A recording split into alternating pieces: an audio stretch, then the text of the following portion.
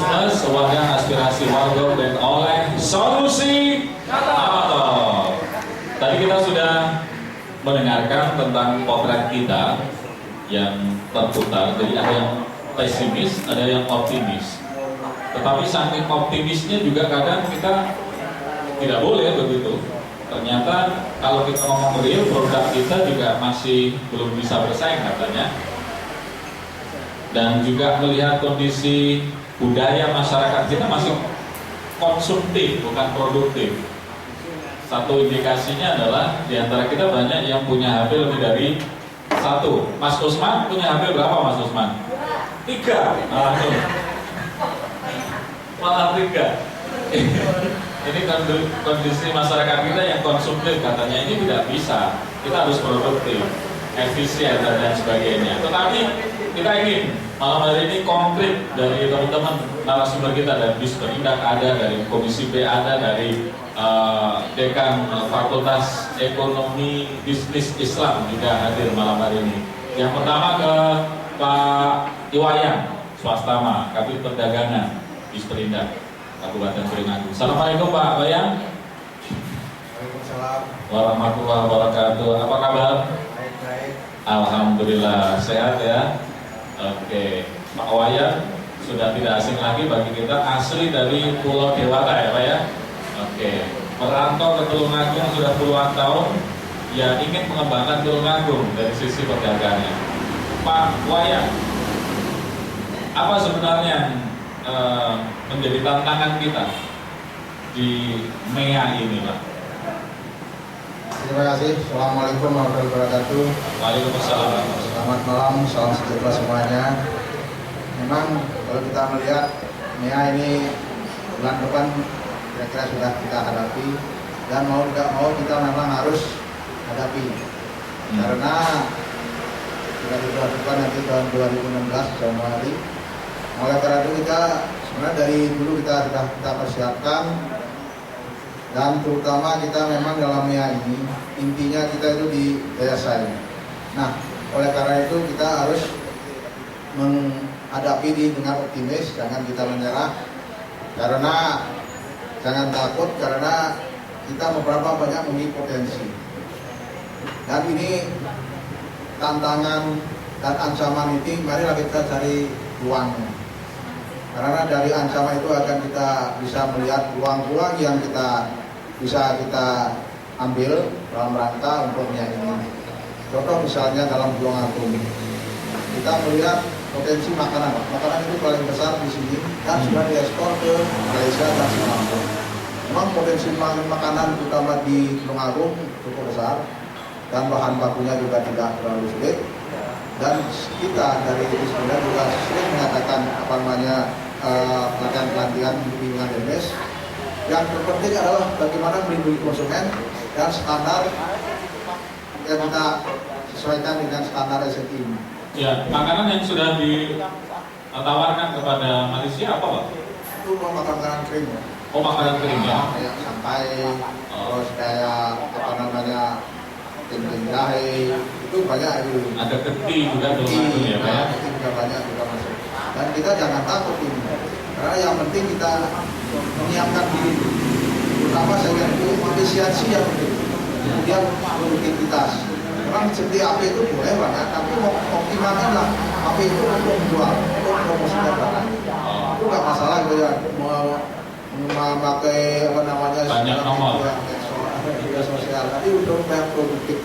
Ya Pak Wayan, sebenarnya banyak masyarakat kita yang belum paham nih di MEA itu sebenarnya dari sisi perdagangan apa yang nanti akan terjadi di Tulungagung ini Pak? Katanya bebas, tetapi batasan-batasannya seperti apa? Ini kan perlu disampaikan ke masyarakat juga nih.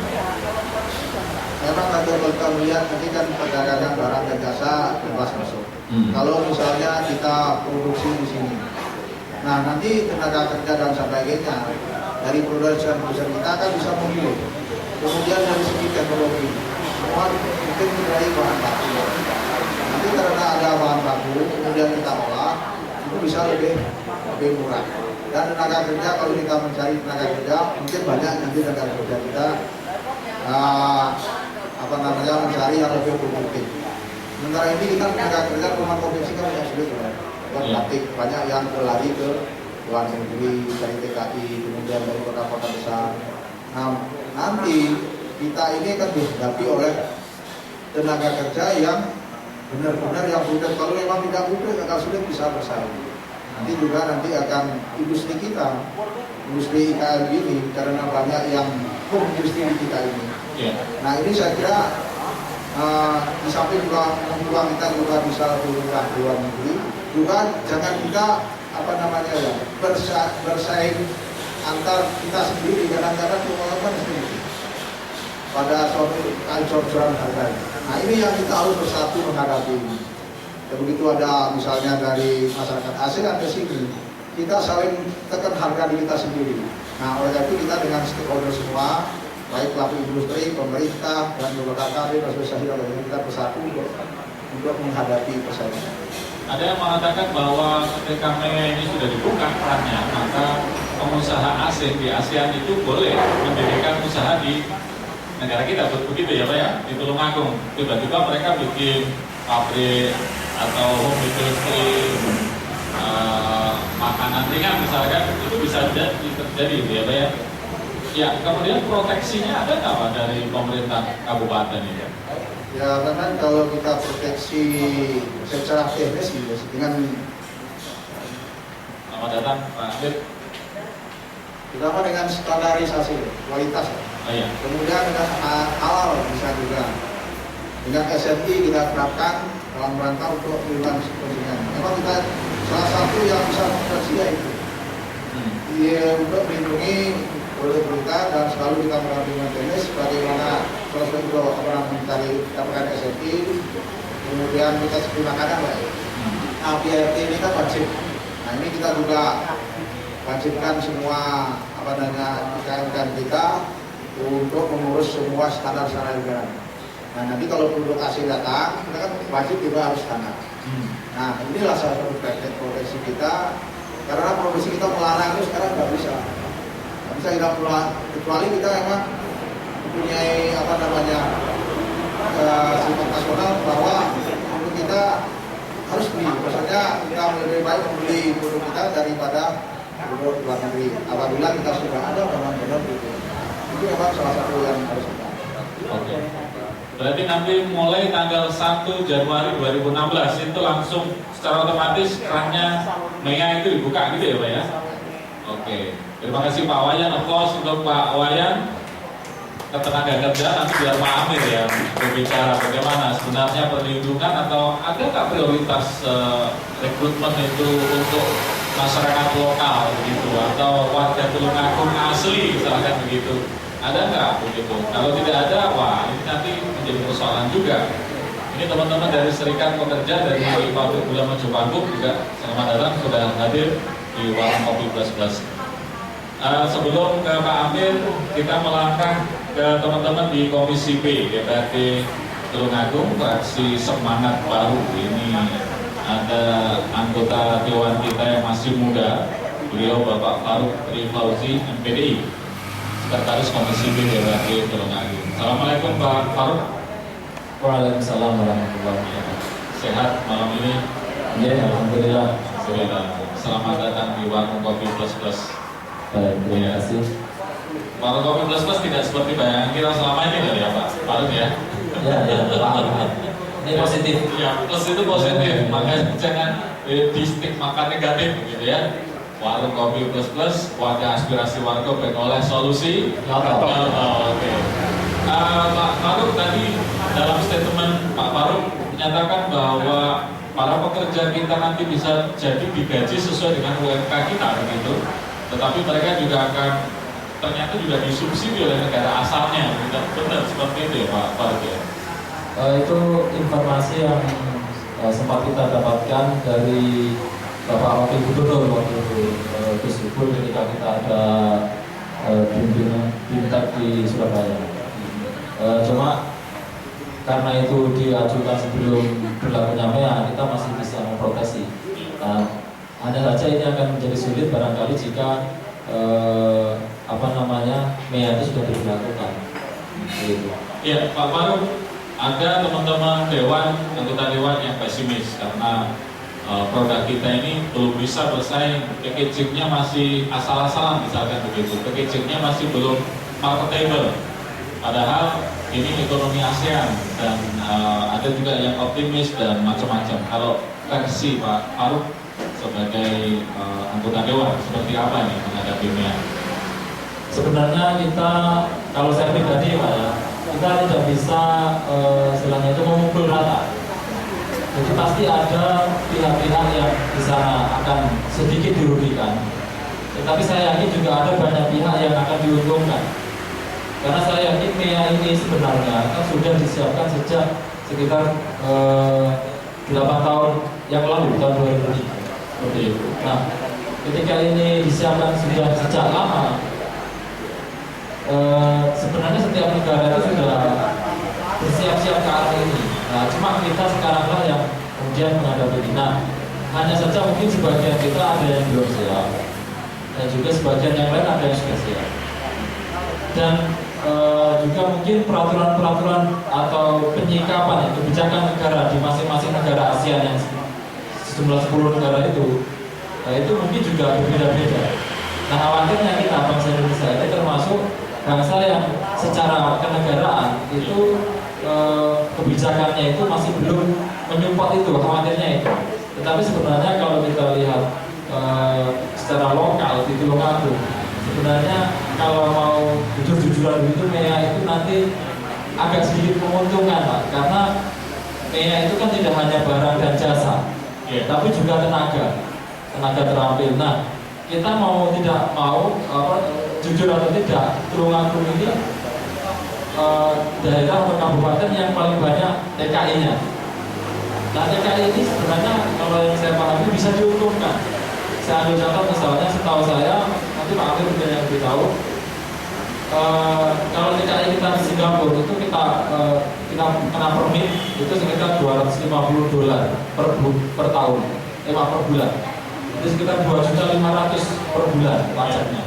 Kalau ada MEA, saya tidak tahu apakah MEA masuk ke situ atau tidak. Kalau MEA itu berlaku untuk itu, berarti TKI kita itu nanti gajinya naik sekitar 2.500.000 per bulan karena permitnya menjadi hilang atau mungkin berkurang. Nah, dan bisa jadi gelombang TKI kan semakin besar ke sana.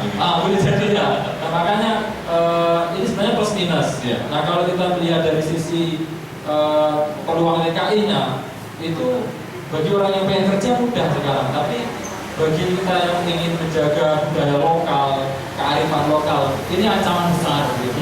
Jadi plus minus lah, karena itu ya dari sudut mana kita ingin melihat. Kalau dari teman-teman DPRD, apa proteksi secara aturan main? Adakah perda di Tulungagung yang sudah mengarah ke sana untuk memenuhi atau melindungi kearifan lokal? Ya, kalau kita sekarang sedang menyiapkan pembahasan, terus kita bahas itu ada satu perda yang itu juga bisa sekaligus memproteksi itu, yaitu tentang pemberdayaan dan perlindungan petani. Petani itu maksudnya mulai petani, peternak, nelayan itu masuk ke definisi petani berdasarkan Undang-Undang Republik Indonesia. Nah, ini kita gunakan untuk dalam rangka memproteksi, karena di MEA itu nanti salah satu titik tekan itu barangnya itu salah satunya adalah produk pangan dan kehutanan, setahu saya. Dan ini kita di Tulungagung sekarang sedang menyiapkan perda tentang pemberdayaan, perlindungan dan pemberdayaan petani. Stressing dari rancangan perda itu seperti apa nih Pak? Jadi ini kita menindaklanjuti dari undang-undang yang sudah ada dari Republik Indonesia tentang perlindungan dan pemberdayaan petani. Nah, di Tulungagung itu kita tekankan pada pemaksimalan dari undang-undang itu supaya manfaatnya itu betul-betul bisa maksimal dan terasa di Tulungagung. Kita sesuaikan dengan kondisi lokal Kabupaten Tulungagung. Jadi meliputi semua jenis pertanian, termasuk tembakau masuk ke perda itu. Nanti kita masukkan. Oke, luar biasa. Target selesainya kapan? Perdanya? Ya mudah-mudahan awal tahun ini. Mudah-mudahan. Karena masih bahas secara ulas. Oke, luar biasa. Aplaus untuk Lanjut ke Pak Dedi. Pak Dedi, beliau adalah Pak Dede ya, Pak Dede Nur Rahman, MAG, Dekan Fakultas Ekonomi Bisnis Islam, IAIN Tulungagung. Assalamualaikum Pak Dede. Waalaikumsalam warahmatullahi wabarakatuh. Pak Dede ini asli mana Pak Dede? Saya asli Indramayu, Oh Indramayu, namanya Dede. Nama Kasunda. Nama Kasunda. Oke, luar biasa, terima kasih, selamat datang di Warung Kopi Plus Pak Dede. Tentang MEA, bagaimana menurut Pak Dede sebagai akademisi dalam menyikapi MEA, masyarakat ekonomi ASEAN yang tanggal 1 Januari nanti dilakukan? Iya, masyarakat ekonomi ASEAN ini sesungguhnya seperti yang disampaikan oleh catatan berita di awal itu bahwa masyarakat ekonomi Asia ini kan sebuah integrasi ekonomi yang kemudian menuju pada pasar tunggal, pasar di mana negara-negara yang ada di Asia, yang ada di Asia Tenggara ini bersatu menjadi satu dan ada lagi batas-batas yang kemudian bersama-sama bekerjasama dalam ekonomi, pertukaran produk, persaingan produk, kemudian jasa, kemudian permodalan dan juga tenaga kerja yang tujuannya adalah tentu saja bagi terciptanya kesejahteraan keadilan bagi masyarakat Asia Tenggara. Nah, dalam hal ini sesungguhnya yang menjadi titik tekan dari MEA ini dari perspektif perguruan tinggi itu sesungguhnya pada sumber daya manusia. Bagaimana sumber daya manusia ini kita cetak begitu untuk bisa menghadapi persaingan-persaingan dengan negara-negara yang ada di Asia Tenggara yang lain dalam membuat produk, kemudian di dalam membuat layanan jasa, kemudian permodalan, dan juga di dalam hal yang menciptakan tenaga kerja yang ready for use, yang profesional dan punya kompetensi siap kerja. Dari sisi itu, kemudian MEA ini menurut saya ini kan sebenarnya Indonesia ini kan sudah menunda gitu ya. Sebenarnya kita sejak awal sudah mau memperlakukan MEA ini secara menyeluruh pada pertengahan tahun 2015. Kemudian karena beberapa pemimpin bangsa itu melihat bahwa kesiapan masyarakat kita ini belum sepenuhnya siap, akhirnya ditunda di akhir 2015, jadi di bulan Desember ini. Jadi sebenarnya bulan Desember ini kita sudah mulai terbuka ya pintu MEA itu ya. Bulan Desember ini berarti ya? Iya, tapi mungkin secara lebih formal karena ini tanggung mau masuk bulan 2015, jadi saya kira akan dibuka sebenarnya itu di 2016. Artinya bahwa di tahun 2016 ini banyak sekali nanti produk-produk itu layanan jasa, kemudian penanam modal asing dari Asia Tenggara itu akan masuk ke Indonesia. Begitu juga saya kira itu. Saya kira itu. Kalau kita melihat peluang secara ekonomi bisa jadi tadi disampaikan oleh narasumber sebelumnya, Pak Wayan, kemudian Pak Faruk melihat potensi lokal ini luar biasa, makanan, pertanian, perikanan, berenang. Kemudian ada kesenjangan nggak Pak antara idealitas, artinya dengan tujuan-tujuan memakmurkan ASEAN dengan realitas sekarang? Realitasnya kan packaging kita katanya belum begitu bagus, masyarakat kita belum SDM kita juga belum banyak yang siap.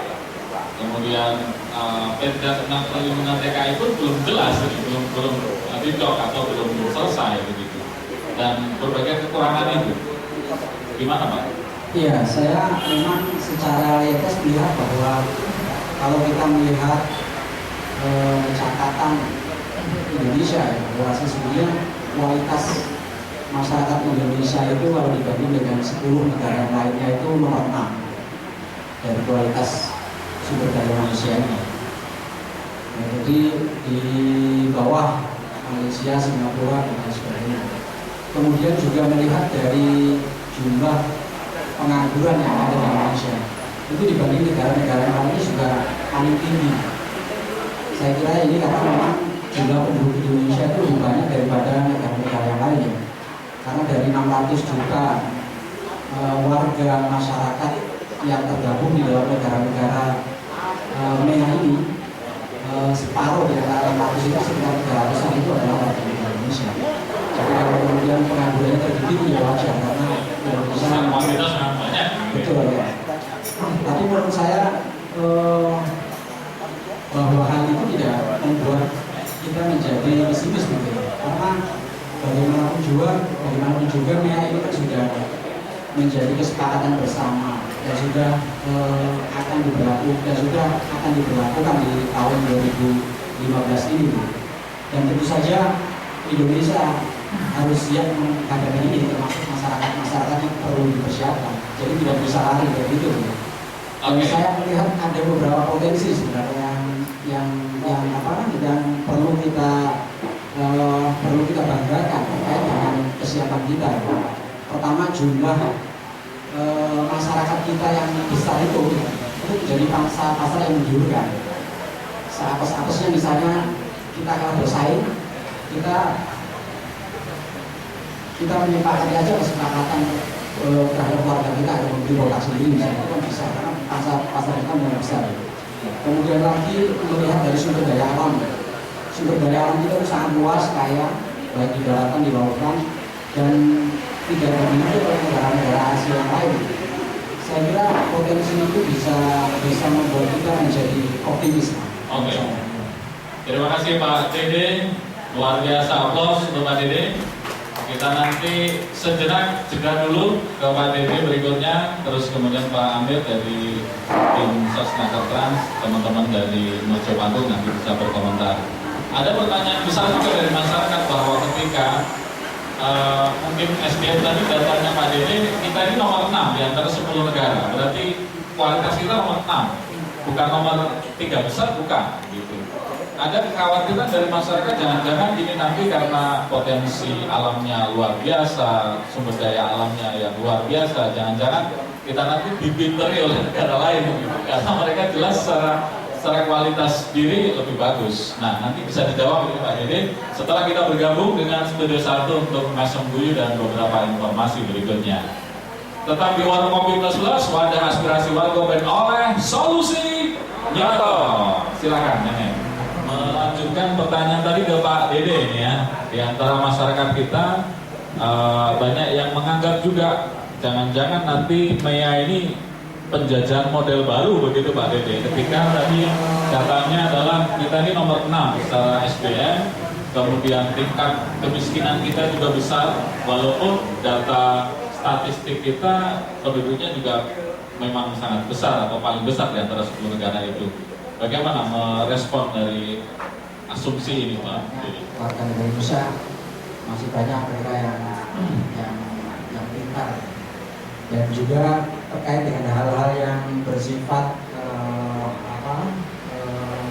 penjajahan model baru dalam arti pemanfaatan terhadap sumber-sumber daya alam yang kita miliki. Saya kira tidak ada aturannya, ada aturannya, karena sesungguhnya sumber daya yang kita miliki ini juga tetap dikelola oleh pemerintah.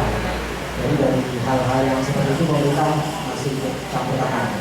Tetapi di dalam hal pengolahan segala macam itu baru ini masuk untuk dipasarkan secara bebas di dunia ini. Saya kira itu. Ya, jadi masyarakat tidak usah khawatir begitu dengan adanya minyak ini begitu ya. Pak Dede. Kalau di IAI Pak Dede, dalam rangka itu ada nggak desain khusus memang mencetak lulusan-lulusan yang siap menghadapi MEA itu Pak? Di fakultas atau di FEBI, Fakultas Ekonomi Bisnis Islam sendiri? Ya, dari perspektif kampus ya, khususnya di Fakultas Ekonomi dan Bisnis Islam, memang kita punya komitmen. Salah satunya adalah menciptakan alumni begitu yang siap terjun di masyarakat ya, yang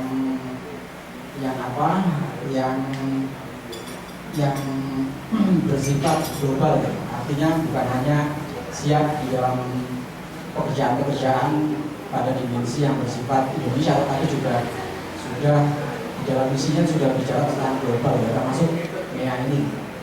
Nah, khusus pada perbankan syariah, pada ekonomi syariah misalnya, jurusan ekonomi syariah kita memang fokuskan di visi ini pada dimensi ekonomi kreatif. Jadi kalau jurusan yang ada di FEB itu yang terkait perbankan syariah itu mencetak ahli perbankan syariah, yang di ekonomi syariah ini ekonomi kreatif. Terkait dengan ini, maka yang lebih penting dari sebuah lembaga pendidikan saya kira untuk menghadapi MEA ini yang pertama adalah perlu adanya kerjasama antara pendidikan tinggi dengan sektor-sektor swasta, khususnya perusahaan. Bukan hanya kerjasama dalam hal-hal yang bersifat praktis gitu, tetapi kerjasama yang lebih intensif. Kemudian yang kedua saya kira juga perlu ada kesesuaian gitu antara apa yang dimaui oleh kampus dengan apa yang dimaui oleh perusahaan gitu ya. Karena bagaimanapun juga kita mencetak alumni itu untuk bisa kerja. Jadi ada kesesuaian seperti itu. Termasuk juga saya kira bagi kampus itu wajib bekerja sama dengan lembaga-lembaga sertifikasi kewirausahaan misalnya.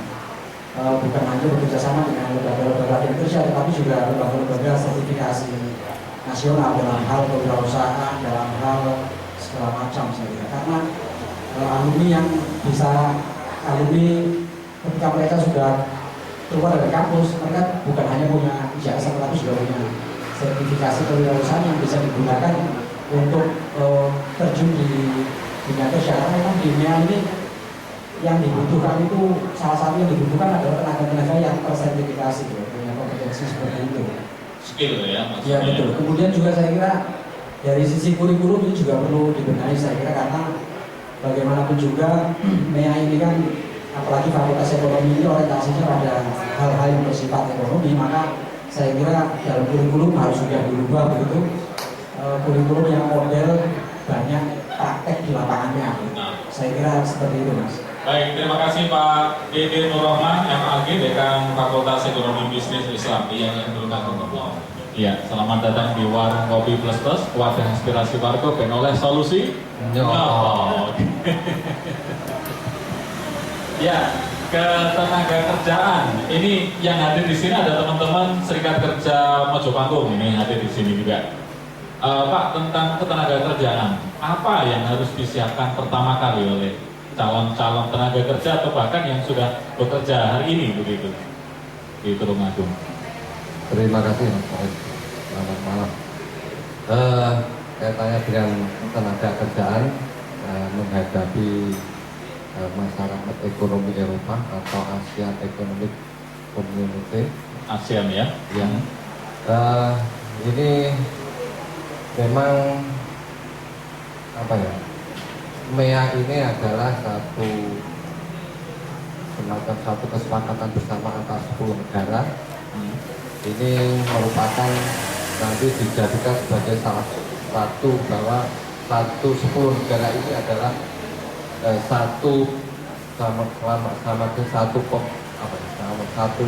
wilayah untuk ekonomi dan lain sebagainya, ekonomi perdagangan dan lain sebagainya. Artinya apa? Artinya ini tidak ada batasan antara Indonesia, kemudian Singapura dan negara lain kaitannya dengan masalah perekonomian.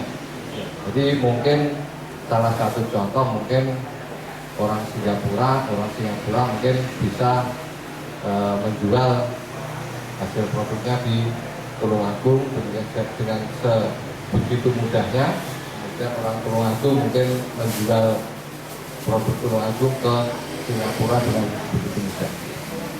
Hal ini tentunya akan ada dampak yang terkait dengan MEA ini, kaitannya dengan masalah ketenaga kerjaan itu pasti.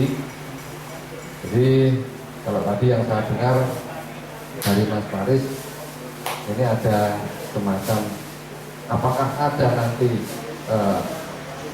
antara pekerja lokal dengan luar negara. Jadi ada prioritas ya, bagi otomatis dengan adanya MEA ini nanti tidak hanya perdagangan, tapi juga nanti masalah ketenaga kerjaan ini bebas. Ini kan pasar bebas, tapi lingkupnya ASEAN. 10 negara. Oleh karena itu di sini akan terjadi kompetisi yang sangat kuat antar tenaga kerja, antar wilayah, antar negara. Oleh karena itu ya kata kuncinya ya harus tenaga kerja itu juga harus kompetitif, harus berkualifikasi sesuai dengan kebutuhan pangsa pasar di MEA ini. Jadi artinya di sini semua sama, tapi di sisi lain juga masih ada apa ya, artinya aturan-aturan yang melindungi khusus tenaga-tenaga ini. Karena apa? Karena tidak semua tenaga apa ya, sektor ketenaga kerjaan ini akan masuk secara langsung di MEA. Jadi ada beberapa sektor ya. Tadi yang disampaikan oleh Pak Faruk tadi ada di sektor perikanan, pertanian, kemudian perkayuan, kemudian karet, elektronik, otomotif. Ada 12 sektor itu yang masih nanti diutamakan di dulu. Iya, Pak Amir, pertanyaan kita sudah siap toh, begitu kan?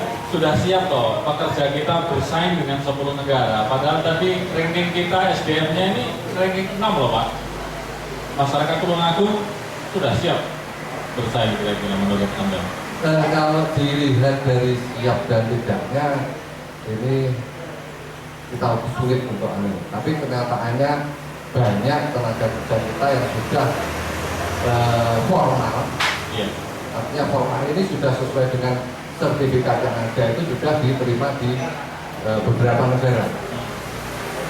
Kemudian di sisi lain juga artinya dan juga ada tenaga kerja yang kita yang tidak bisa bekerja di sektor formal, jadi sektor informal. Nah inilah nanti mungkin yang perlu dibenahi. Oke.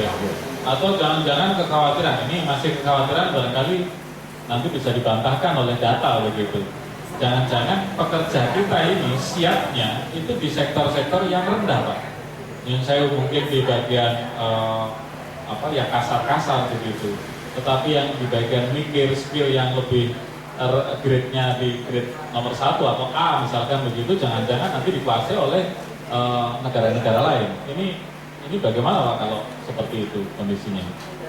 Tetap harus MEA ini nggak bisa ditolak ya Pak ya, itu artinya. Betul, ya. Nggak bisa ya? ditolak, harus kita hadapi. Ya memang kondisinya memang seperti ini. Terus tadi juga ada isu bahwa ketika TKI kita selama ini di Singapura misalkan dia harus bayar permit $250 per bulan, begitu ya. Dengan adanya MEA ini kabarnya nanti bisa konfirmasi dengan Pak Faruk, kabarnya nanti akan dihapus. Apakah benar seperti itu atau memang apa ada kebijakan baru lagi nih Pak Amir? Kaitannya dengan permit, kalau yang bekerja di Singapura kami kok belum begitu jelas kaitannya dengan penghapusan itu.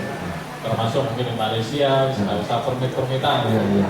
Tapi infonya tadi sudah A1 atau masih isu Pak Faruk? Bisa langsung ditangkap ini Pak? Ya. Enggak, ini tadi itu kajian pribadi saya. Oh gitu ya? Karena saya lihat di MEA itu kan di sana itu termasuk MEA yang termasuk bebas itu adalah tenaga terampil. Tadi membantu dengan Pak Wayan, Pak, tenaga terampil itu apakah seperti tenaga profesional yang harus pakai ijazah? Kata Pak Wayan, setahu saya tenaga terampil itu bukan masalah ijazah, tetapi masalah dia dibutuhkan apa tidak di situ. Terus TKI masuk situ enggak? Bisa jadi masuk. Nah, maka saya simpulkan kalau TKI itu masuk di tenaga terampil yang itu masuk dalam perjanjian MEA itu berarti kan menjadi bebas Pak. Ketika menjadi bebas berarti permit yang selama ini sudah resmi diambil oleh negara Singapura $250 per bulan itu kan berarti otomatis kembali ke pekerjanya itu. Karena selama ini yang setahu saya gitu ya, rata-rata gaji TKI kita di Singapura itu kan $750 Singapura per bulan. Kena permit 250, sisa 500 nanti mungkin potong ini sebagainya mungkin tinggal berapa gitu. Yang dia ketemunya sekitar 4 sampai 5 juta per bulan. Oke. Nah, jadi itu analisis pribadi saya, Pak. Kalau MEA itu kalau TKI kita di Singapura, Malaysia itu masuk dalam perjanjian MEA, berarti mereka akan menjadi bebas.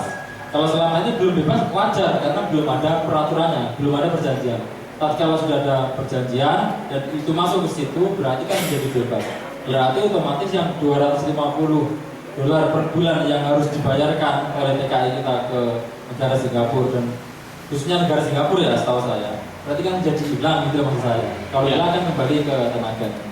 Dan ini isu menarik untuk ditindaklanjuti barangkali begitu, sehingga masyarakat kita lebih tahu, oh ternyata ada peluang. Tapi jangan-jangan nanti ramai betul TKI ke sana. Ya, Pak Amir, tadi terkait dengan sertifikasi yang sudah disampaikan Pak Dire juga disinggung bahwa ada Badan Nasional sertifikasi nasional begitu. Ini nanti akan menyertifikasi profesi-profesi yang ada di Tulungagung khususnya. Ini sejauh mana sampai hari ini badan itu berperan untuk ketenaga kerjaan kita? Ya, ini sebelum ke sertifikasi, jadi ini kaitannya dengan yang tadi. Memang kalau dikaitkan dengan masa tenaga kerja, MEA ini bisa menguntungkan juga bisa merugikan. Artinya apa? Artinya kalau menguntungkan ini nanti peluang kesepakatan kerja akan lebih besar karena masing-masing negara akan membukakan untuk tenaga kerja sebesar-besarnya. Tapi yang celaka nanti bagi mereka yang tidak berkompeten sesuai dengan pasal-pasal yang ada. Nah, ini yang kurang betul-betul tidak mampu bersaing. Ya, tidak mampu bersaing. Ya. Baik. Kemudian kaitannya dengan sertifikasi, jadi ini itu harus ke depan harus dimiliki oleh semua tenaga kerja Indonesia.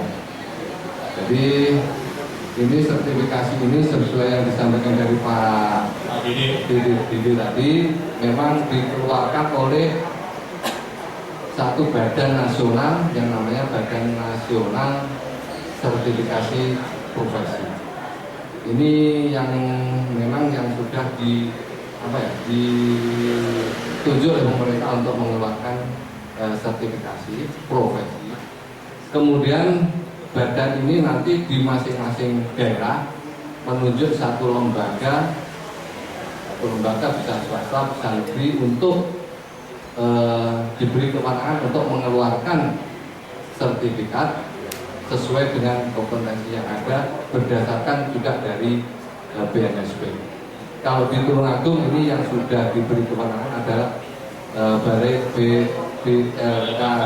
Balai Latihan Kerja Pulau Sari. Nah, itu sudah diberi tugas untuk memberikan satu sertifikat. Oke. Gitu. Terima kasih Pak Amir Bakti, aplaus. Kapil ini begitu, dan sudah banyak pendengar kita malam hari ini yang juga ingin bergabung bersama kita. Anda juga bisa SMS WA di 081, SMS-nya di 081 3577 83300. 081 3577 83300 ya, 83300. Sebelum ke Pak Nadiem, saya ketemu dengan Pak Rudi Ramto.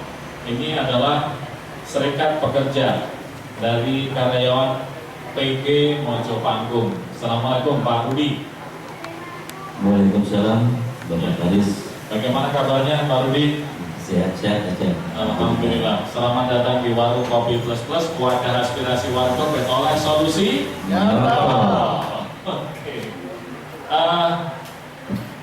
Serikat pekerja berarti Pak Jaringan ini punya banyak anggota ya Pak ya, para pekerja yang ada di PG Mojo Panggung. Melihat fenomena dan ini juga sudah di depan mata MEA per 1 Januari ya, tinggal di depan mata ini, apa menurut Anda Pak Rudi menghadapi MEA ini? Baik, Bapak Karis, yang mana suka atau tidak suka, MEA itu ya memang suatu bukannya keharusan. Karena apa? Indonesia sudah masuk dalam anggota. Yang saya tanggapi dari Bapak Mahfud, Komisi Dewan B, ada dari segi untung dan ruginya. Saya menyikapi hal ini Bapak sekalian yang hadir dalam solusi nyumpul ini diadakan oleh Radio Perkasa FM, sangat bagus sekali, memberi kontribusi yang terbaik untuk ke depan warga Tulungagung. Yang saya sampaikan, bagi perusahaan atau pabrik-pabrik yang sudah berdiri, jika nanti apa yang disampaikan dari Bapak dari Dinas Tenaga Kerja, inilah Pak yang akan nantinya menimbulkan dampak yang bisa dibilang negatif. Seandainya itu tidak mampu bersaing, kita berbicara korporat di produk kami, Pak Karis ya, pabrik gula, yang mana sebelum adanya gula ini bergulir, kita sudah mengikuti ISO. Yang terjadi apa dari ISO? Kita harus mengikuti produk yang akan disajikan terhadap tuntutan dari konsumen. Ini pun sudah Pak Faris ya dalam solusinya Pak. Kita itu sudah banyak sedikit mengurangi karyawan. Ingat apa? HPP kita terhadap produk itu sudah tidak bisa mampu bersaing. Apalagi dengan adanya impor gula yang tidak istilahnya memenuhi komposisi dari realita yang dibutuhkan.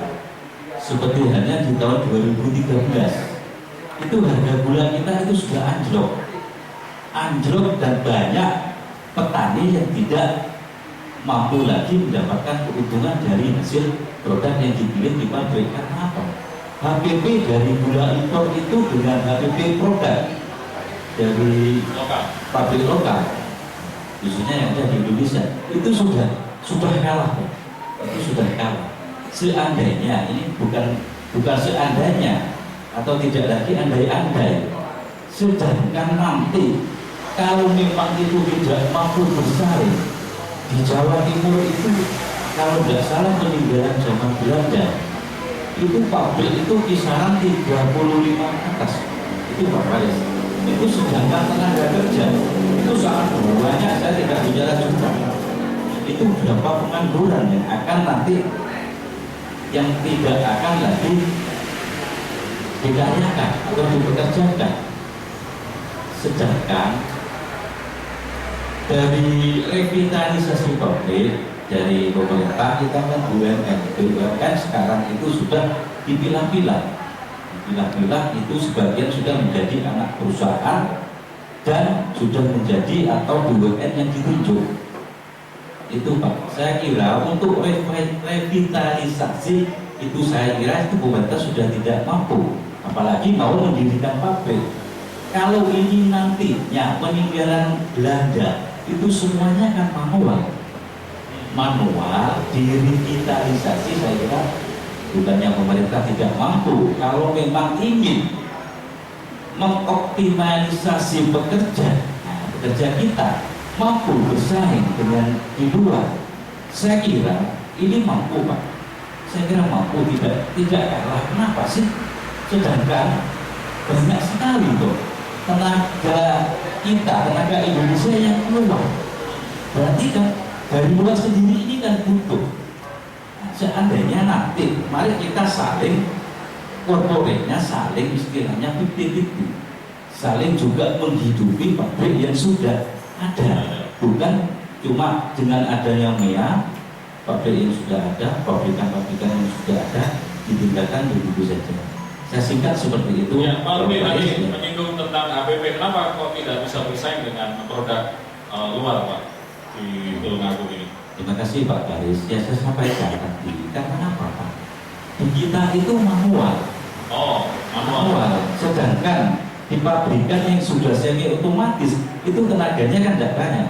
Harus seandainya perbandingannya, umpamanya satu penjaga mesin itu kalau di sini kan manual. Itu yang membuat APP kita Iya, manual dan otomatis itu saja bedanya. Oh. Kenapa? Di Indonesia pabrik gula kan masih didominasi peninggalan Belanda. Maksudnya peninggalan Belanda akan diberikan seperti saja. Sedangkan pemerintah masih bisa kan memberi peluang atau membangun pabrik yang otomatis. Saya kira itu bagus. Oke, jangan lagi pekerja yang menjadi korban begitu ya. Terima kasih Pak. Harus ada perlindungan tenaga kerja nantinya. Oke. Baik, terima kasih Pak Rudi. Aplaus untuk teman-teman dari Mojokerto. Terima kasih. Pak Imam mau nambahkan? Oh, oke, nanti bisa ditambahkan juga. Jadi ini sebagai catatan juga, mudah-mudahan bisa mewakili pabrik-pabrik gula yang ada di Jawa Timur. Kalau malam hari ini didengarkan oleh birokrasi kita. Baik, langsung ke Pak Nyadin. Tadi juga menarik sebenarnya, kita kurang bisa bersaing gara-gara manual. Tapi jangan-jangan nanti kemudian ada MEA, mereka berbondong-bondong bawa mesin yang sangat canggih ke sini, manusianya sedikit tapi mesinnya yang banyak. Kita menjadi negeri Iron Man. Semuanya serba mesin. Baik, ke Pak Nyadin, Direktur Bingung. Apa komentar Pak Nyadin dengan MEA, Masyarakat Ekonomi ASEAN, yang sudah di depan mata? Terima kasih. Assalamualaikum warahmatullahi wabarakatuh. Jadi, kami dari Intu, Pusat Inkubasi Bisnis Usaha Kecil, menanggapi dari beberapa narasumber yang tadi sudah menyampaikan statementnya. Ada hal yang kami garis bawahi. Tiga hal. Yang pertama, Masyarakat Ekonomi ASEAN atau MEA ini sebenarnya bukan di depan mata kita. Jadi sebenarnya yang di depan mata kita itu diberlakukannya. Jadi nanti Januari itu diberlakukan secara formal, tapi secara real di lapangan yang namanya perdagangan bebas itu sudah berjalan di depan mata kita dan sudah terjadi perdagangan bebas, dan ada dua komoditas, yaitu barang dan jasa. Barang dan jasa. Jasa termasuk jasa tenaga kerja. Tadi kalau tidak salah Pak Ma'ruf bilang, Pak Faruk sorry Pak. Itu data ya Pak, yang tenaga kerja luar itu disubsidi ya. Jadi mereka itu di sini digaji kecil, oke saja, tapi sebenarnya gajinya gede atau standar dari negaranya sana, UMR sana. Itu betul ya Pak? Itu apa istilahnya itu yang disampaikan Pak Wakil Gubernur. Iya. Cuma itu tawaran, jadi tawaran istilahnya itu politik bisnis. Bisa jadi seperti itu, bisa jadi setelah mendominasi monopoli pasar mereka akan naik gaji, minta naik gaji. Iya. Yang kedua, jadi saya bisa memprediksi itu betul Pak.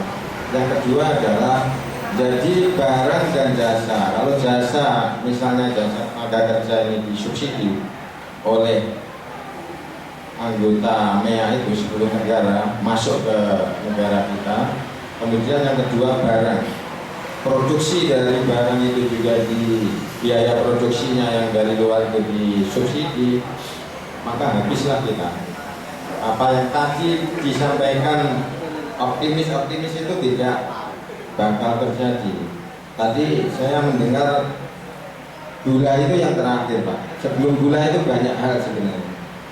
Kalau gula itu produksi gula harganya lebih murah dari luar negeri, kemudian manisnya gula juga lebih manis kualitas, ya tentu saja sekian pabrik di Jawa Timur Indonesia bahkan dengan merekrut sekian tenaga kerja akan tumbang gula. Kalau di Tulungagung yang kami dampingi selama ini, di luar gula itu misalnya kerajinan awamnya. Tiba-tiba yang biasa-biasa saja orang memproduksi lantai dari marmer itu, tapi tiba-tiba muncullah yang namanya keramik yang corak dan jenisnya sama dengan marmer. Maka dia mau tidak mau belum kita mereka Harga yang lebih murah.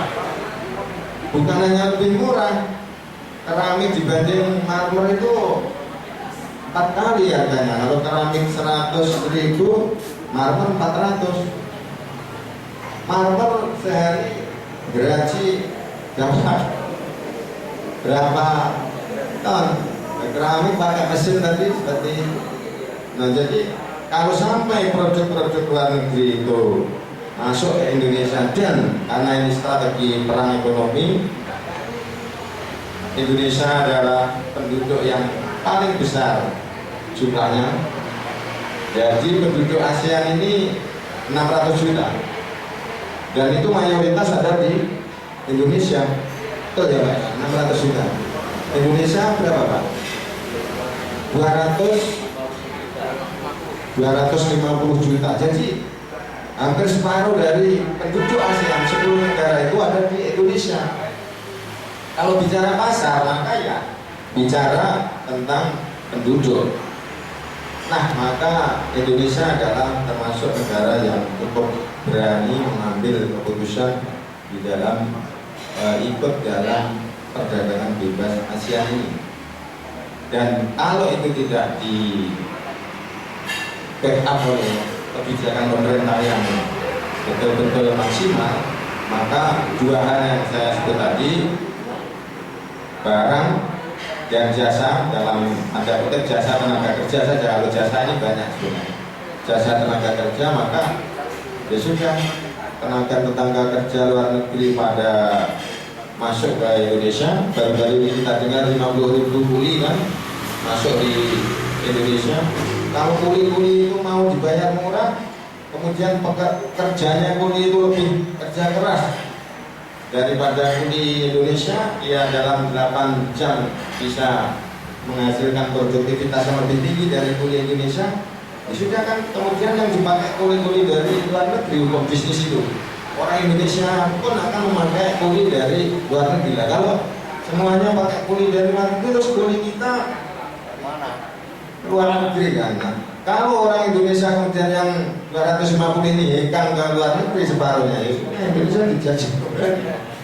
Produk-produknya bukan produk Indonesia, tenaga kerjanya bukan tenaga kerja Indonesia. Jadi yang di Indonesia hanya penonton saja. Kalau penonton ini tidak bisa, ya dia terpaksa harus hengkang ke luar negeri. Nah, kalau sudah di luar negeri, bagaimana nasibnya? Nah, ini ya Isnaker Tulungagung.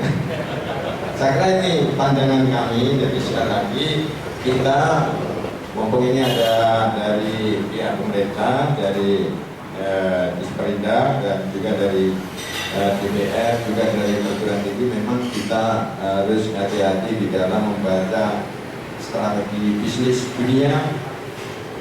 Apalagi dunia ini ASEAN dulu. ASEAN ini kan bangsa-bangsa serumpun kita sebenarnya, serumpun Indonesia. Kalau serumpun Indonesia saja, Indonesia sudah tidak bisa bersaing, maka ya untuk tingkat dunia ya apalagi. Jadi saya pikir, tapi ini semua bisa dibenahi dengan kebijakan pemerintah. Sekali lagi, kalau masyarakat yang kami dampingi itu bisanya ya bikin genteng, bikin kerajinan. Tidak ada apa tahun depan, 2 tahun depan ada apa nggak ngerti dia, tiba-tiba ditarik pajak 1% dari orang itu ya ngikutin aja, dia mau apa, nggak ngerti politik itu gitu. Jadi tadi betul yang disampaikan kawan dari itu, biaya produksi itu lebih besar daripada hasil penjualan barang. Nah, kalau begitu kan nggak bisa bicara lagi kita Pak. Biayanya lebih tinggi dari hasilnya waktu dijual. Bukan hanya gula, ikan, pertanian, ya tadi keramik, batik melukis, sehari dapat satu kain satu lembar dari Cina sana datang bertonton dengan batik printing ya namanya, printing dengan tenaga mesin itu. Nah inilah tantangan kita, jadi optimis apa tidak, pesimis apa tidak ya tergantung dari kemauan kita ini untuk merubah nasib kita. Saya kira itu yang bisa. Oke, terima kasih Pak Nyadin. MEA antara peluang, tantangan, dan realitas. Tadi disampaikan pandangan secara spesifik juga disampaikan Pak Nyadin, Direktur Minhub. Sebelum kita bergabung dengan pecinta perkasa, ada beberapa SMS yang masuk dan juga mungkin nanti komentar dari Pak Amir, komentar dari Pak Wayan, keluar dari para pekerja dan melihat pasar seperti itu. Nanti bisa dikomentari teman-teman dari Komisi B, Pak Faruk dan juga Pak Gede. Kita akan ke studio 1 dulu untuk Mesem Goyo dan juga beberapa informasi berikutnya. Silakan Vera Kusuma. Sebuah apa ini kebijakan dari pemerintah, apakah mau subsidi, apakah memberikan bantuan dan lain sebagainya. Sebelum ke situ ada yang sudah bergabung di studio 1, silakan Vera Kusuma. Ya, baik. Terima kasih Mas Faris. Saya sampaikan beberapa komentar dari pecinta perkasa yang sudah bergabung di jalur SMS kita di 081357783300. Dari Fahmi ada di Rejatangan. Dengan MEA, harapan kami sekeluarga pemerintah wajib menganalisa untung ruginya bagi masyarakat Indonesia. Jangan untungnya saja, tolong dipikirkan nasib masyarakat jelata. Kemudian dari Pak Sofyan yang ada di Kampung Dalem, semoga kita bisa memanfaatkan pasar bebas ASEAN dengan baik. Ada lagi satu dari Udin yang ada di Kedung Suko. MEA memungkinkan jualan bebas se-ASEAN. Bagi home industri masih banyak kendala, terutama biaya ongkir masih mahal karena lintas negara dan sejauh ini masih belum mendetail sosialisasi dari Pemda tentang apa yang boleh diekspor. Ada ketakutan barang tidak sampai tujuan. Dari Udin di Kedung Suko. Baik, saya kembali lagi ke Mas Faris, silakan Mas. Ya, terima kasih teman-teman yang sudah bergabung.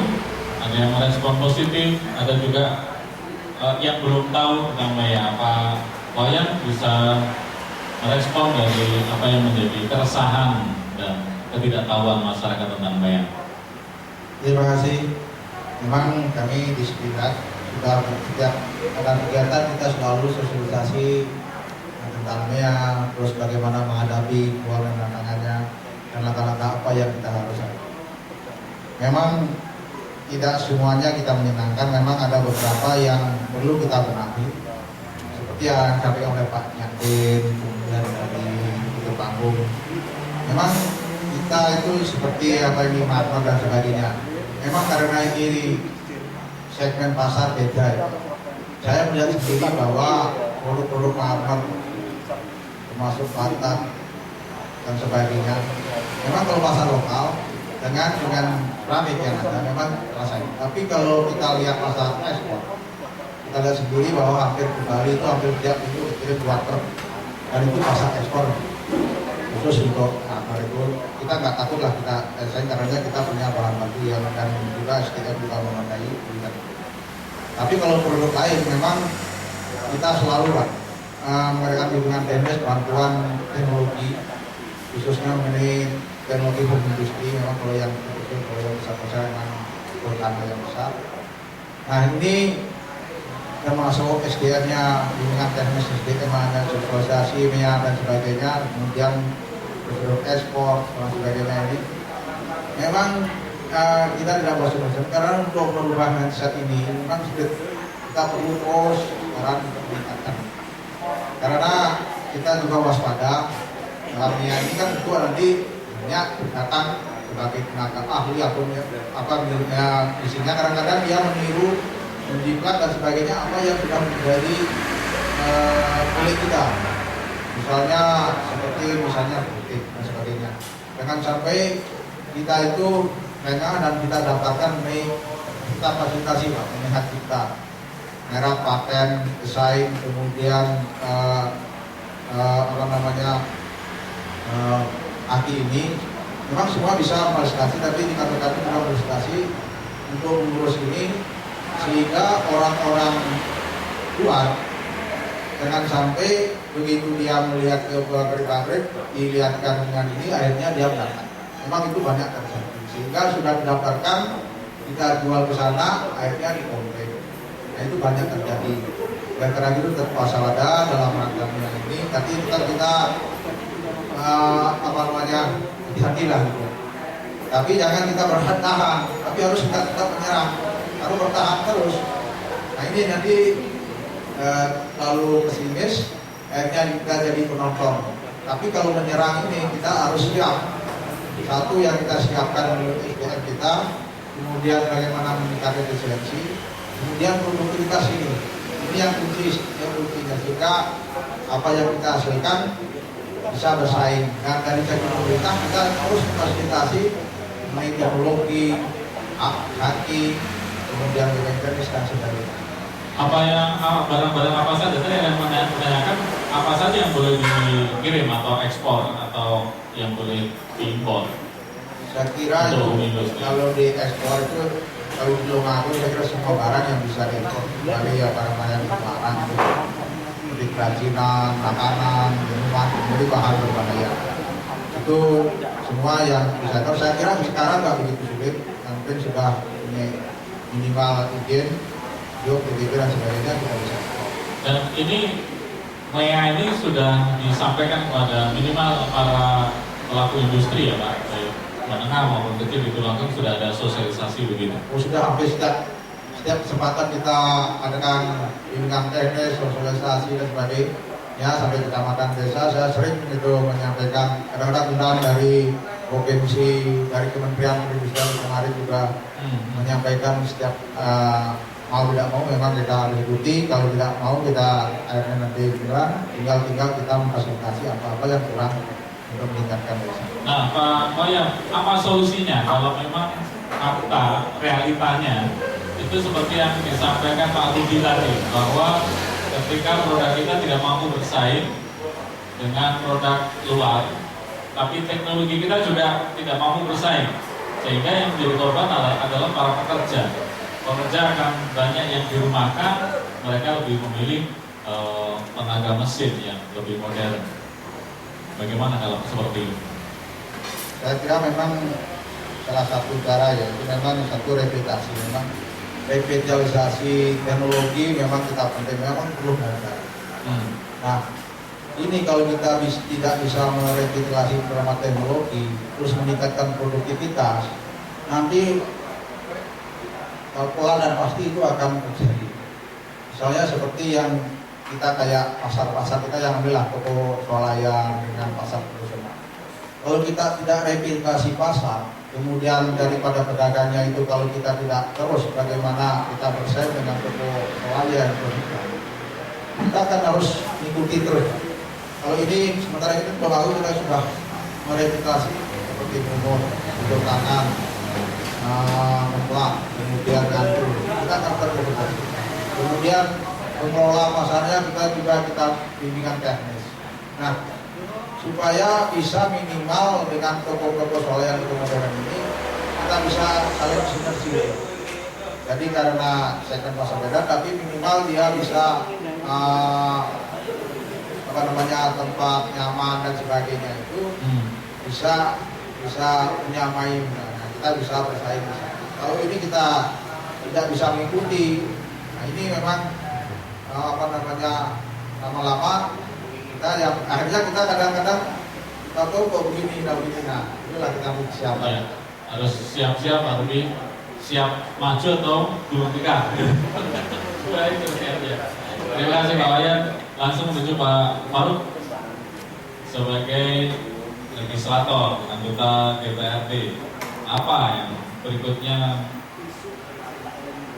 akan dilakukan terkait dengan perlindungan perlindungan para pekerja lokal kita ketika MEA nanti benar-benar atau sudah berjalan seperti apa Pak Faruk, dan juga merespon dari teman-teman para pekerja dari Baik,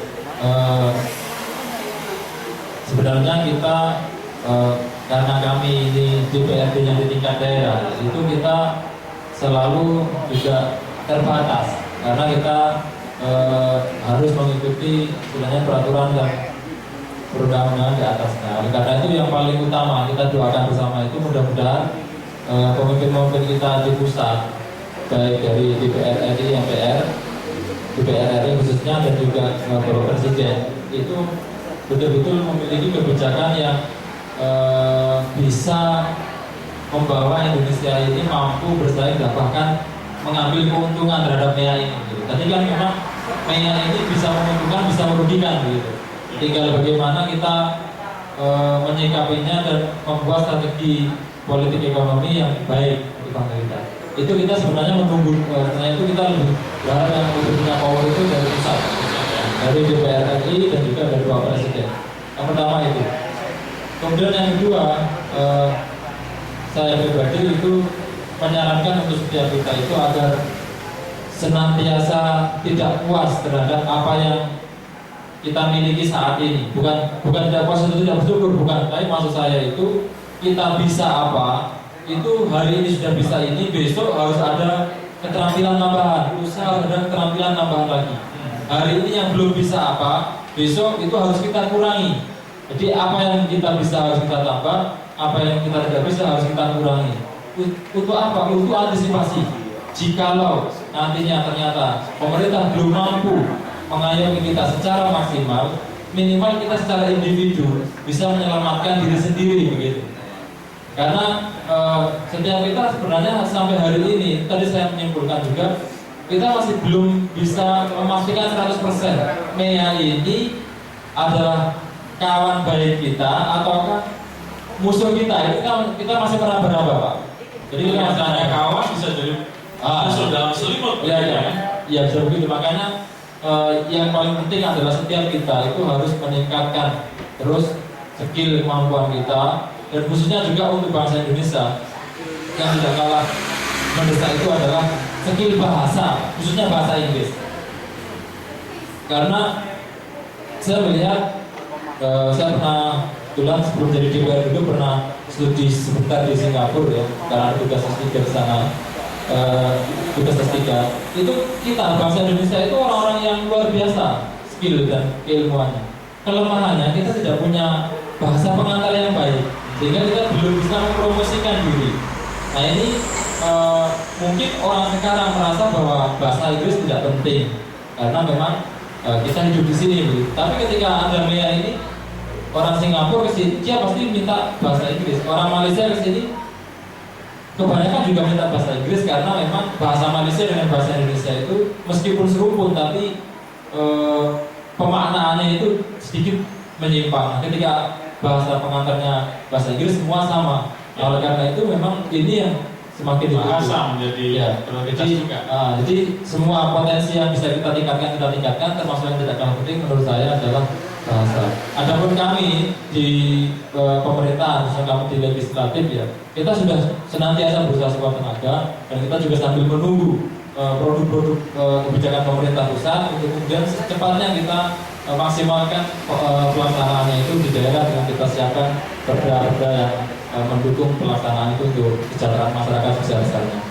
Oke, terima kasih Pak Faruk, luar biasa.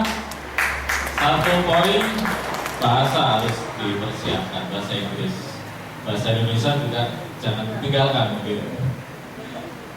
Pak Dede, bagaimana komentarnya melihat dinamika teman-teman dari pekerja, teman-teman dari Binbuk, Pak Yadin ini punya banyak usaha kecil yang sekarang lagi inkubasi begitu menjadi sebuah ada 7.000 ya, ada 7.000 pengusaha di Tulungagung ya Pak Yadin ya, yang sekarang berinkubasi dan menjadi usaha. Ini juga respon dari MEA. Bagaimana Pak Jadi? Ya, persoalan tenaga kerja ini memang seperti yang dijelaskan oleh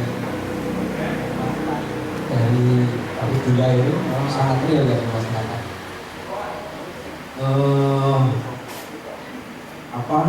Masalah upah minimum saya kira menjadi penting dibicarakan ketika bicara soal NEA, karena pasti tenaga kerja yang ada di luar Indonesia itu jauh lebih tinggi ya mendapatkan upahnya dibanding Indonesia.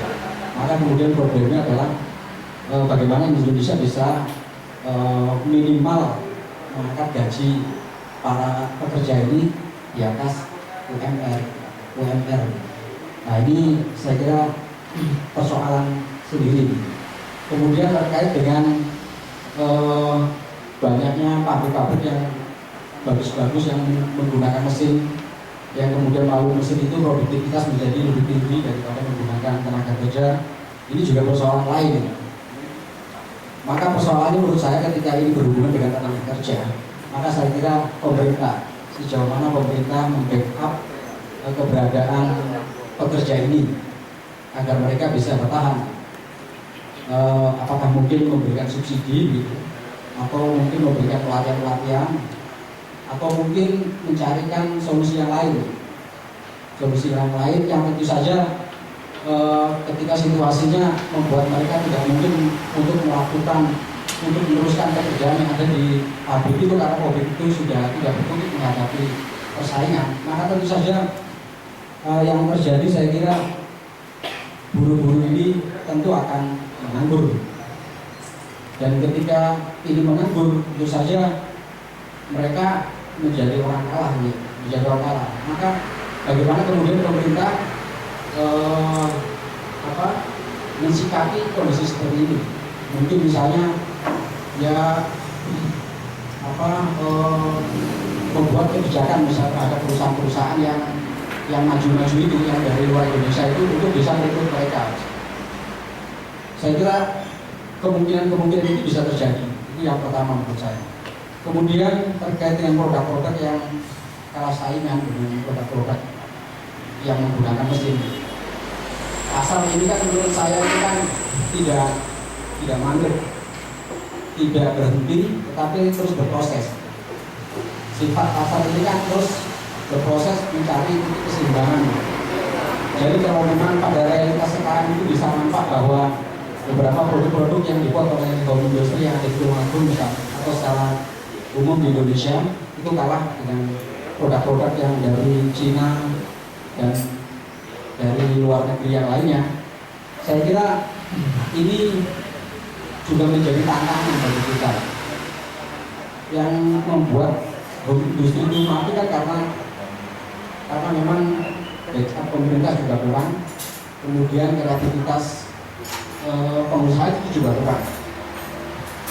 Oleh karena itu menurut saya tapi Indonesia itu saya sangat optimis ya, bahwa warga Indonesia itu sangat kreatif ya.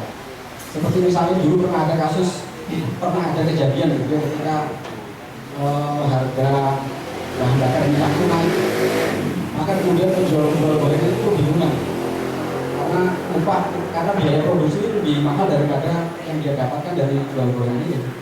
Tetapi kemudian dari situasi yang seperti itu kemudian muncul kreativitasnya. Kemudian mereka membuat gorengan tetap, tetapi dengan bentuk yang lebih kecil. Kemudian harganya tetap dinaikkan sedikit. Kalau saya melihat bahwa, dan ini kan proses, para pelaku ekonomi itu tidak akan tidak akan muncul kreativitasnya kalau kemudian dihadapkan pada situasi yang betul-betul kemudian mereka hadapi sesungguhnya. Begitu juga sangat mungkin misalnya saya pernah melakukan penelitian di Botoran, di home industry konveksi ya Botoran itu. Ketika produk-produk Cina itu masuk gitu ya ke Indonesia, kemudian mereka juga dihadapkan pada biaya pembelian bahan baku yang mahal ya, yang umumnya berasal dari luar negeri. Kemudian mereka ini justru malah banyak yang bertahan gitu. Dan yang bertahan ini adalah mereka yang bisa mencuri peluang di tengah-tengah ketersudutan mereka ini. Jadi ketika kemudian produk-produk Cina itu berdatangan, mereka justru akhirnya menemukan titik di mana ini menjadi peluang. Akhirnya mereka tetap konsisten membuat konveksi-konveksi yang bersifat baju muslim, kaum muslimah, yang di produk-produk Cina itu tidak ditemukan. Yeah. Dan saya kira masih banyak lagi ya yang baik, karena memang pasar ini kan menurut saya sangat Dinamis ya? Dinamis ya. Saya kira kok begitu Mas. Baik, berarti salah satu jurusnya ketika kepepet mereka akan melakukan inovasi, the power of kepepet. Ya mudah-mudahan MEA ini menjadi sesuatu yang memepetkan kita. Ada komentar Pak Amir dan para pekerja ini? Terima kasih. Jadi MEA ini juga mulai dari SLTK sampai perguruan tinggi. Kemudian yang ketiga adalah komponen ketiga adalah masyarakat khususnya yang memasuki pada pencari kerja. Ini tiga ini perlu karena apa? Karena satu, pemerintah selaku pembuat kebijakan, regulator dan sebagainya kaitannya dengan perlindungan, kita berbicara kepada masyarakat TKI, perlindungan tenaga kerja. Kemudian juga perlu adanya keterlibatan dari lembaga-lembaga yang mengadakan pelatihan. Karena apa? Karena kita mungkin dari katakanlah banyak kita itu lulusan dari perguruan tinggi, tapi juga ternyata juga banyak yang tidak bisa masuki pasar kerja terserap ya di lapangan pekerjaan yang ada. Banyak. Kemarin kita justru saya kemarin di SMKN 1 Purwokerto ini kita patut acungi jempol ini. Dari situ kita dapat informasi lulusan dari SMKN 3 itu 80% bisa terserap di industri. Jadi ada yang industri, ada yang buka wirausaha sendiri. Jadi hal-hal seperti ini yang perlu kita real. Kemudian yang ketiga dari masyarakat dalam hari ini mencari kerja. Baik ini yang sudah bekerja maupun kita kerja, ini setidaknya satu tadi yang disampaikan Pak Faruk tadi betul, kita satu adalah kendala bahasa. Jadi ini bahasa ini tenaga kerja yang di luar negeri ini memang ada satu kendala. Kenapa banyak tenaga kerja kita di sana itu mengalami beberapa permasalahan. Satunya komunikasi mereka itu tidak bisa nyambung karena terbatas bahasa. Jadi dan saya kira tiga itu kemudian juga tentang kerja selalu update informasi, update teknologi. Jadi seandainya sudah masuk satu pekerjaan tertentu, kita tidak boleh terpaku hanya itu aja. Jadi tadi ada yang menyampaikan harus mengupdate perkembangan ke depan ini bagaimana pekerja Indonesia, pekerjaannya, lowongan pekerjaan dan lain sebagainya. Harus itu saya kira harus menjadi rumah ya. Baik, terima kasih Terima kasih teman-teman. Satu closing statement ini nanti satu kalimat terakhir dari masing-masing yang hadir malam hari ini untuk menyampaikan closing statement. Satu kalimat terakhir saja berisi tentang motivasi mungkin atau harapan. Subsidi biaya produksi entah dalam bentuk modal kerja lunak atau memang subsidi alat-alat peralatan. Yang kedua, pemerintah memberikan bantuan manajemen dan skill atau diklat-diklat pelatihan-pelatihan. Kalau UKM ini dilatih tenaganya, keterampilannya, kemampuannya di dalam mengelola dan mengemas termasuk kemasannya itu, maka produk hasil produksinya bisa dipasarkan ke luar negeri. Yang ketiga adalah ciptakan dan bantu pemasaran dari produk UKM itu. Contohnya saja, kalau batik ini dibantu oleh pemerintah pemasarannya, semua pegawai negeri, semua karyawan, semua anak sekolah batiknya ngambil dari itu, maka pastilah sedikit banyak akan terbantu. Demikian juga batu bata, genteng, onyx dan lain pembangunan semua ambil dari situ. Nah inilah statement terakhir dari saya. Sekali lagi kami berharap bahwa kunci dari NEA ini di samping kreativitas dan inovasi dari masing-masing pelaku usaha kecil dan masyarakat kita, tapi kunci utama adalah tetap saja dari pemerintah. Terima kasih. Oke. Assalamualaikum warahmatullahi wabarakatuh. Waalaikumsalam warahmatullahi wabarakatuh. Satu kalimat terakhir Pak Amir. Menghadapi NEA kita harus tetap optimis. Tetap harus optimis. Optimis. Oke. Terima kasih. Ke Mojo Panggung dulu. Satu kalimat Pak Rudi.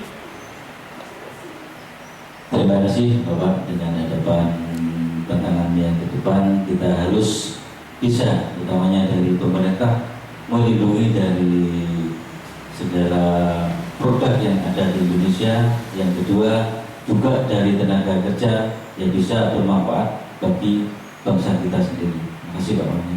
Terima kasih Rudi dari Mojo Panggung. Pak Wayan, satu kalimat terakhir. Terima kasih. Mari kita dalam menyongsong NEA yang akan datang, kita tetap optimis dan tetap waspada. Apapun yang terjadi kita tetap hadapi dengan baik. Terima kasih. Oke, optimis dan waspada. Apa? Silakan. Baik.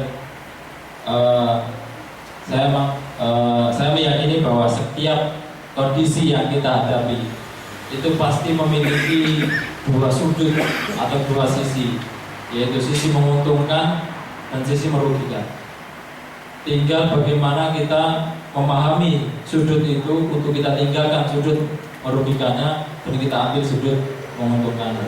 Oleh karena itu, NEA bagaimanapun bentuknya nanti itu tidak bisa kita hindari, tetapi harus kita terima. Tinggal kemudian kita tentukan sikap kita sebagai apapun, sebagai individu, sebagai warga negara, atau sebagai pemerintah untuk menjadikan NEA itu yang awalnya merugikan kita, bangsa kita dan rakyat kita, menjadi NEA itu menguntungkan bagi kita, bangsa kita dan rakyat kita. Oke, hidup untung. Oke Pak Dede, satu kalimat closing statement. Ya, melihat dari sisi kemandirian ekonomi warga masyarakatnya, kemudian melihat dari tumbuhnya sektor-sektor industri, home industri dan lain sebagainya, maka sesungguhnya Tulungagung itu lebih siap daripada daerah-daerah lain. Saya kira. Tulungagung lebih siap daripada daerah lain. Terima kasih Pak Dede, luar biasa, dan aplaus untuk kita semuanya. Anda yang belum tuntas malam hari ini menyimak bisa setiap Rabu mulai jam 6 pagi dan bisa lihat di akun YouTube-nya Radio Perkasa. Orang Arab bilang, ini tentang bahasa, man alima lughata qaumin salima min makrihim. Barang siapa yang tahu, kenal, menguasai bahasa suatu kaum, dia akan terhindar dari tipu daya. Mudah-mudahan kita bisa menghadapi NEA dengan jiwa yang optimis. Saya Faris Ramadan, 96,8 Radio Perkasa, makin dahsyat bermanfaat. Assalamualaikum warahmatullahi wabarakatuh. Sampai jumpa Senin depan.